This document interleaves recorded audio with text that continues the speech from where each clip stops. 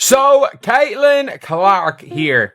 Obviously, a big player in the WNBA, and obviously the face of the damn WNBA.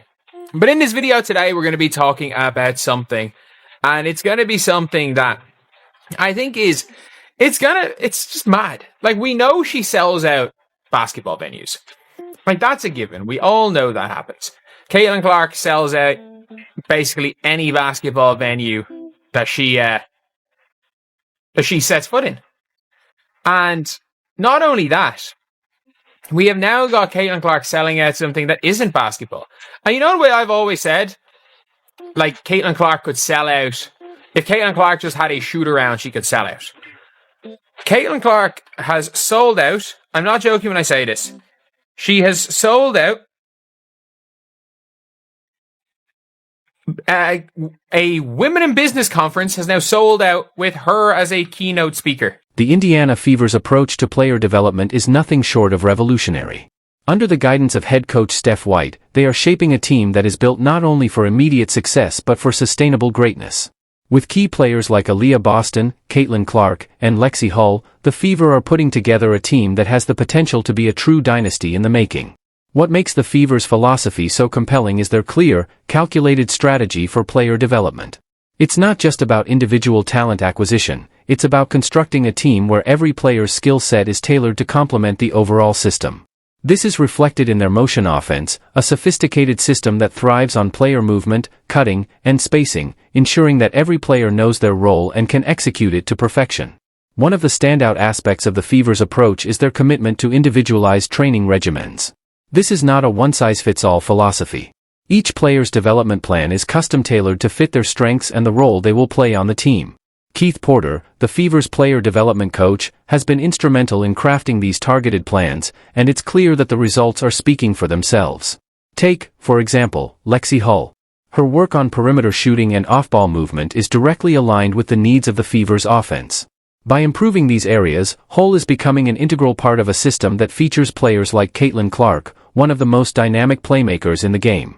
The synergy between Hull's training and Clark's playmaking is a perfect example of how the Fever are setting up their team for success. This strategic development extends to every player. While Hull works on creating space and improving her catch-and-shoot ability, Aaliyah Boston focuses on enhancing her post moves and defensive positioning. The Fever's coaching staff is clearly committed to ensuring each player excels in their specific role within the system, creating a team that is greater than the sum of its parts. Caitlin Clark, the WNBA sensation, is another prime example of the Fever's tailored approach. Known for her incredible shooting range and playmaking skills, Clark is constantly working to improve her game to meet the specific challenges of the WNBA. According to Sydney Carlson, a seasoned veteran, the Fever's combination of young talent and experienced leadership creates an ideal environment for success. Carlson two in the first quarter against Connecticut. Clark connects on a three. Connecticut an early 9-point. Bonner gets denied by Boston. Wheeler finds Clark. Points of 9 of 13 shooting. And 12 assists now for Seattle. Clark in. Belief. What sets the Fever apart is their organizational commitment to a winning culture. By blending veteran experience with young, hungry talent, the Fever are creating a team that is focused on more than just individual accolades. As Carlson emphasized, it's the work ethic, resilience, and team-first mentality that can make all the difference when it comes to winning. The Fever have already shown their potential by making a deep push in last season's playoffs, and they're building on that momentum for the future. This strategy is starting to pay off. The Fever aren't just developing players, they're developing a cohesive unit. Every skill being refined, whether it's Hull's movement off screens, Boston's post play, or Clark's court vision, serves a specific purpose within the team's larger vision. There's a clear emphasis on It works both ways. It works always. A lot of little girls from Dallas now that got brought into the game recently because of the boom, because of it's now trendy. The WNBA is now trendy, so there's a lot of parents bringing their kids. A lot of parents that got into the WNBA through Caitlin Clark might live in these other cities, bringing their young daughters to games in other cities. And you're seeing how many young girls are fans of Enrique, how many young girls are fans of Angel, how many young girls are fans of Sabrina, of Asia from Vegas. Like, It's a really good thing. Obviously, look, this whole thing really did kickstart from Caitlin Clark, and that's fine. But it's an objective good thing. It's fine that she has the most fans. It's fine that she has the most fans, because everyone has more fans. Girls with their parents and the fervor and the energy there. Why her? Same thing. Why her? Well, I was Because she shoots the ball from 40 feet.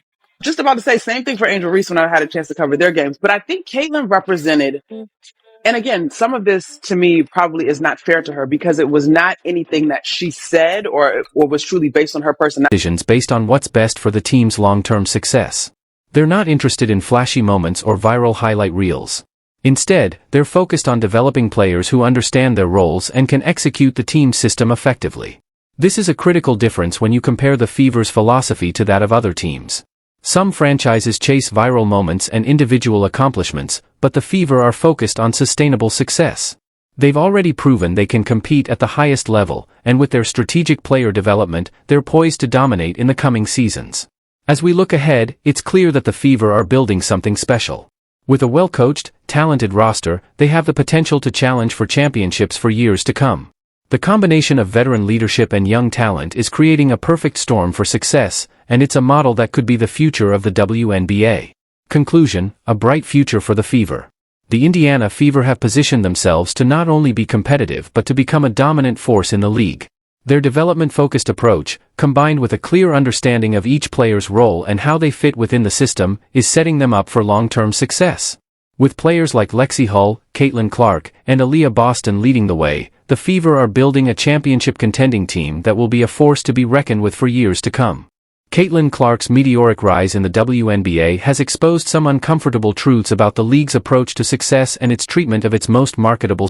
Caitlin Clark is the reason why a lot of great things is going to happen for the WNBA. Good for you, LeBron. But for her individually, I don't think she should get involved on nothing that's being said. Just go, have fun, enjoy.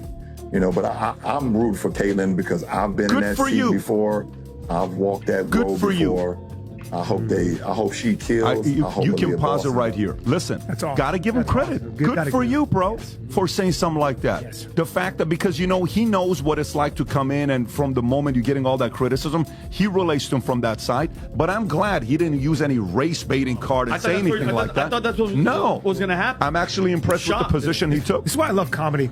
Comedy, has been overshadowed by a troubling trend: the league's reluctance to embrace her success.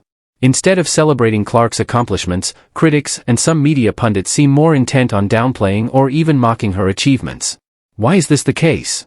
The answer lies in a deeper issue within the WNBA. The league doesn't want success unless it fits within their carefully curated narrative of how things. I mean this. One of the funniest things about all of this is that, one of her biggest business decisions was a fumble. Was a major fumble in Nike. But these are great gigs, not time-consuming, likely very lucrative in a position as a person of influence for both now and the future. I would say they are very lucrative. As far as I'm aware, for a half an hour of Caitlin Clark's time over Zoom, it's like $50K. It's like $100K minimum for her to show up somewhere. And you would be thinking, if she's showing up outside of Indiana, you would think that it's going to cost her a couple of $100,000. It's going to cost a couple of $100,000. It is.